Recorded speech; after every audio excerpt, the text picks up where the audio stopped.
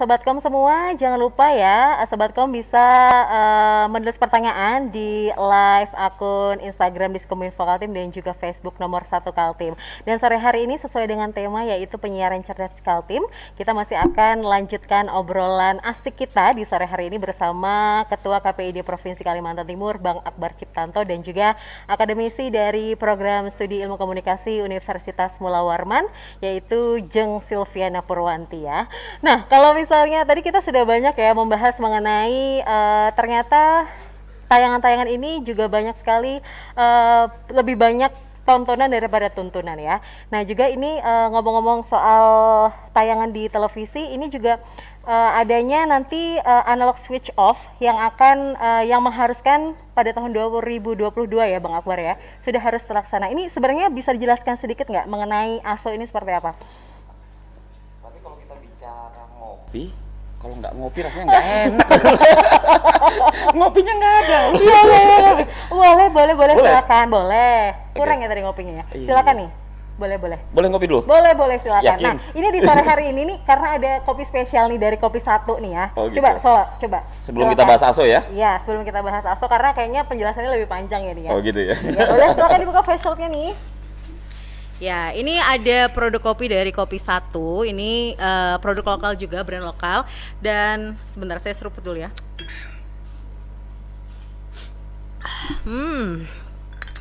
Luar biasa. Harumnya itu mantep banget gitu ya, Bang. Ini ya? baru pas Nah, namanya. itu baru pas ngopi sore ya. Acara ngopi dengan ngopi. Iya, bener Kalau banget, ngopi Kopi Satu. dengan ngemutih kan beda Ngopi ya. beda.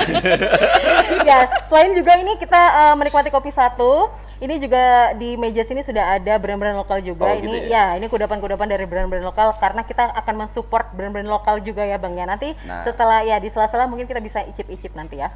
Nah ini sebenarnya pentingnya nanti digital sebenarnya. Iya. Kalau digital nanti, kan ini ada brand-brand lokal nih ya. Kan di Kaltim ini ada semacam perubahan nanti. Kalau biasanya kita pakai antena tinggi, antena UHF itu, nah, antena UHF yang tinggi. Kemudian kalau kita nonton kadang-kadang ada semut itu yang ribut itu. Nah, kalau digital nanti itu ketika kita milih, kita nggak perlu pakai antena tinggi-tinggi, itu udah bisa jernih siarannya. Makanya slogannya kan jernih, bersih, dan canggih. Bersih itu siarannya bersih, jernih itu suaranya jernih, canggih itu teknologinya. Nah, kalau selama ini kalau kita lihat buka satu kanal TVRI, ya adanya satu TVRI, tapi nanti dari satu frekuensi itu maksimal bisa dipecah menjadi 13 kanal siaran. Nah, jadi nanti ada 6 saluran frekuensi yang digunakan untuk siaran digital nanti. Nah, kalau masing-masing 13 kanal, kalikan saja 6 kali 13 itu berapa banyak siaran yang kita miliki. Nah, nanti itu sebenarnya perubahan teknologinya. Yang jadi masalah kan televisi-televisi yang digunakan di masyarakat ini rata-rata kalau paling jadul itu televisi tabung ya. Iya, benar. Tabung tuh yang panjang gitu. Itu kan masih analog ya. Iya. Tapi kalau model-model kayak Diskominfo, model-model kayak di akademisi, lembaga akademisi, itu televisinya pasti udah smart lah. Smart itu udah digital, bisa otomatis ke siaran digital, nangkap siaran digital. Nah, kalau yang analog itu harus ada alat lagi tambahan namanya set-top box atau kita panggilnya STB. Itu alatnya seperti apa itu? Alatnya mirip seperti kalau kita punya TV kabel, itu ada alat untuk milih apa channel itu ya. Kayak video tape. Kayak video tape. Nah, seperti itu. Kita tinggal menambahkan alat itu untuk menangkap siaran-siaran digital. Nah, nanti per salurannya udah dibuatkan secara sistemnya, jadi otomatis tinggal pilih yang bagus. Nah, kemarin KPID sudah ngobrol duduk bareng ya dengan Diskominfo Kaltim, ada dihadiri oleh Kepala Dinas langsung Pak Faisal, itu difasilitasi oleh Kepala Badan Balai Monitoring Samarinda Pak Sugandi. Kita duduk bareng. Sebenarnya target kita bukan lagi tahun 2022 ke digital, tapi bagaimana di bulan Juni tahun 2021 kita sudah beralih ke digital. Totalnya siaran televisi yang ada di 7 zona nih ya. Kaltim kan dibagi 7 zona. Aja, Bang? Zona 1 itu termasuk wilayah Samarinda, Bontang, Kukar. Zona 2 itu ada Balikpapan. Nah, dari 7 kita hanya punya 2 siaran di 2 zona, yaitu zona 1 dan zona 2. Totalnya ada sekitar 36 lembaga penyiaran televisi itu hampir 60%-nya sudah bersiaran secara digital, simulcast. Ada yang ke analog, ada yang ke digital. Nah, tugas kita sebenarnya, tugas saya, tugas Kadiskominfo, tugas saya Kepala Balmon, Kaltim maupun kabupaten kota itu bagaimana menyiapkan perangkat infrastrukturnya ini gitu loh. Iya. Salah satunya adalah kita menyiapkan STB secara gratis nanti. Itu ada komitmen lah yang diberikan oleh pemenang MUX itu sebanyak sekitar untuk jatah di Kalimantan ada sekitar 300 ribuan unit. Kita akan coba Kaltim ini dapat dan kita berikan STB itu kepada masyarakat kurang mampu yang televisinya masih analog sehingga mereka dapat menangkap siaran secara jernih, bersih dan canggih secara teknologi. Targetnya kan di bulan Juni 2021 harus semua sudah digital. Nah, kalau perkembangan sampai saat ini seperti apa di Kaltim? Di Kaltim kan kita berbicara cuma 4 kota sebenarnya, Balikpapan, Samarinda, Bontang dan Tenggarong. Di Bontang tuh ada 2 lembaga penyiaran televisi swasta lokal, itu ada PKTV dan LNG TV. Dua-duanya juga sudah komitmen akan bersiaran secara digital pada tahun ini. Kemudian juga mereka berkomitmen akan memberikan STB secara gratis kepada masyarakat khusus di Bontang. Iya. Untuk di Tenggarong ada Kompas TV, ada iNews. Kompas TV udah bersiaran secara digital. iNews ini masih menunggu SK MUX mereka untuk MNC Group. Nah, ketika mereka sudah MNC Group dapat MUX, mereka akan bersiaran secara digital otomatis. Kemudian ketika kita di Balikpapan itu ada sekitar 11 lembaga penyiaran dan rata-rata itu sistem stasiun jaringan. Jadi televisi-televisi yang dari kalau orang-orang kita bilangnya nasional lah, televisi nasional, mereka udah siap secara ready. Nah, yang kita takutkan sekarang ini sebenarnya adalah kawan-kawan yang di tingkat lokal. Karena jujur saja kemampuan mereka untuk membayar sewa MUX ini akan lebih mahal dibandingkan ketika mereka masih memegang frekuensi sendiri. Perbandingannya 1:2 sampai 3 lah. Ini yang kami masih rancang. Bagaimana supaya hingga tahun 2022 kami akan panggil mereka supaya ada semacam bantuan lah atau pengurangan dari biaya sewa MUX-nya nanti, frekuensinya. Nanti ya tugasnya Kadiskominfo lah. Nanti bincang-bincang lagi sama Kadiskominfo. Tugasnya Kadiskominfo undang-undang gitu kan. Kita akan fasilitasi, panggil. Kalau Josefi melihat perubahan migrasi dari analog ke digital ini seperti apa nih? Menarik ya. Artinya kita itu tidak buta teknologi tapi mengikuti arus. Iya, mengikuti arus. Idenya Bung apa Bang nih? Bang manggilnya Abang. Oh, jangan. Ide tadi gagasannya itu yang sudah dibicarakan, katanya sudah serempak bicarakan, itu menarik karena tetapi itu akan menjadi pertanyaan, berbayar atau tidak? Free. Free bagi masyarakat. Ini alhamdulillah barakallah minkum. Itu kan menarik jadi ya. Akhirnya masyarakat tuh akhirnya oke lah, aku bisa nonton ini dengan gratis. Tetapi kembali lagi kontennya direvisi. Itu lagi seperti tema hari ini kan, bagaimana kita penyiaran yang cerdas. Artinya konten harus berkualitas agar tontonan itu menjadi berkelas, begitu. Iya. Ya, jadi seharusnya penyiaran cerdas seperti itu ya. JBC kan tadi kan, jernih, bersih, canggih. JBC Club. Keunggulan lainnya dari ini migrasi dari analog ke digital apa lagi nih? Selain jernih.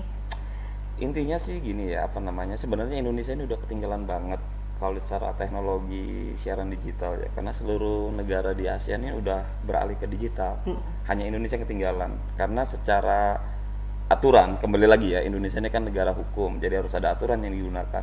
Sebenarnya kita sudah mulai melakukan siaran digital itu sejak tahun 2012, 13, 14 itu udah mulai sebenarnya. Bahkan Menteri pada saat itu Pak Tifatul Sembiring juga sudah mengeluarkan Permen Kominfo, tapi digugat secara hukum di MK. Akhirnya dibatalkan sama MK Permen Kominfo, akhirnya di hold sementara. Nah, sejak Undang-Undang Cipta Kerja ini sebenarnya menjadi pintu bagi siaran digital ini dapat bersiaran kembali, karena salah satu pasal yang ditambahkan untuk Undang-Undang Penyiaran itu di Undang-Undang Cipta Kerja itu di pasal 60A khusus untuk bidang penyiaran. Di situ ada beralih dari analog ke digital. Nah, sekarang makanya karena Samarinda ini masuk dalam salah satu kota yang disurvei oleh Nielsen, kita akhirnya juga menjadi yang tahap pertama untuk segera beralih ke digital. Jadi tadi sebenarnya jadi agak unik sebenarnya saya mau bilang. Uniknya apa nih? Uniknya gini, karena Samarinda ini jadi salah satu kota yang disurvei oleh Nielsen, akhirnya saya berpikiran, apakah masyarakat Samarinda ini hobi nonton sinetron? Sampai sinetron yang kayak gitu tuh bisa apa? Bisa tayang atau seperti apa? Kalau analisis sementara yang saya lihat sekitar mulai setelah maghrib sampai jam 1 malam itu ya go show itu. Iya. Satu channel aja itu ganti-ganti itu Apalagi ini dengan ada yang trending sampai banget ya. ratusan ikatan malampir itu. Malampir di mana tuh? Tapi memang akhirnya kita bicaranya kan peran apa ya? Kalau kita bicara peran lembaga independen, khusus KPID, kita kan hanya melakukan pengawasan konten atau isi siaran di lembaga-lembaga lokal. Sementara yang jadi pertanyaan atau yang menjadi perdebatan selama ini kan siaran-siaran yang dari nasional. Iya. Nah itu gimana wacana kalau itu kayak sebenarnya kan tugas dari KPI pusat, makanya KPI pusat ini sering diserang ya sama orang-orang ya, yang lagi trending kemarin ya, terus yang sama si itu kan lagi trending sekali kan tuh nasional memang. Nah lokal ini memang nggak tahu kenapa popularitasnya sedikit goyang gitu ya. Ini apa ya, kita harus pahami sebenarnya dari lembaga penyiaran lokal ini kan untuk memproduksi satu tayangan itu butuh biaya yang sangat besar sebenarnya. Kita paham gitu. Cuma sebenarnya kembali kepada kreativitas dari masing-masing lembaga penyiaran untuk membuat konten ini. Sangat banyak kok sebenarnya. Jeng Silvi ini bisa membantu lembaga penyiaran untuk memproduksi konten-konten lokal yang bermanfaat bagi masyarakat, khusus untuk lembaga penyiaran lokal. Bekerja samalah teman-teman di ilmu komunikasi, kemudian teman-teman ilmu komputer, teman-teman yang biasa memproduksi konten ya, itu menawarkan, ini loh produk mahasiswa kami misalnya. Kontennya sangat menarik dan KPD bisa memfasilitasi. Saya punya ide sebenarnya. Ini ya, teman-teman ilmu komunikasi bisa digiring gitu. Bisa. Yang si Bolang versi Samarinda, itu kan menarik sebenarnya. Si Bolang tuh kan nasional kan, tapi versi Samarinda kita cari apa lah ya gitu ya. Si Bonto ke apa gitu kan. Itu kan bisa. Itu artinya mengenalkan budaya dengan cara yang mendidik, menghibur dan menyenangkan. Pada itu pengalaman aja pada saat kita nonton si Bolang itu seperti nonton jalan cerita yang anak-anak gitu, tetapi ada sisi edukasinya. Dan anak-anak suka nonton itu. Saya aja suka loh nonton. Ya suka ya. Ringan tetapi mendidik. Nah, kenapa kita nggak bikin versi itu? KPD bisa dong fasilitasi itu kan? Iya, tadi kan Bang Apur juga bilang bisa difasilitasi sama KPD. KPID bisa memfasilitasi jika teman-teman ilmu komunikasi ini ya ingin berperan aktif, silakan kumpulin mahasiswanya untuk memproduksi konten. Kemudian kita akan coba tawarkan ke televisi. Saya akan panggil lah teman-teman televisi. Udahlah, tolong bantu nih kawan-kawan ilmu komunikasi untuk menyiarkan jika tayangannya memang dianggap layak gitu loh.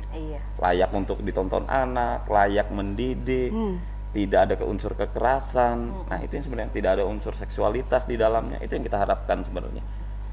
Apalagi kan ada beberapa pemilik lembaga penyiaran nih yang memang konsen di sana, cuma secara secara kemampuan finansialnya itu tidak mencukupi. Ini yang jadi masalah sebenarnya. Karena untuk kalau saya bertanya ya kepada kawan-kawan televisi nasional yang SSJ, itu untuk tayangan sekitar 30 menit sampai 1 jam mereka bisa mengeluarkan biaya sampai 10 jutaan gitu loh. Bayangin berapa jam mereka harus menayangkan siaran tiap hari. Berapa besar investasi yang harus mereka keluarkan. Nah, inilah sebenarnya peran dari teman-teman akademisi, sebenarnya teman-teman perfilman lokal ya, untuk menciptakan karya lokal yang bisa kita angkat. Tapi dia akan bantu coba fasilitasi lah.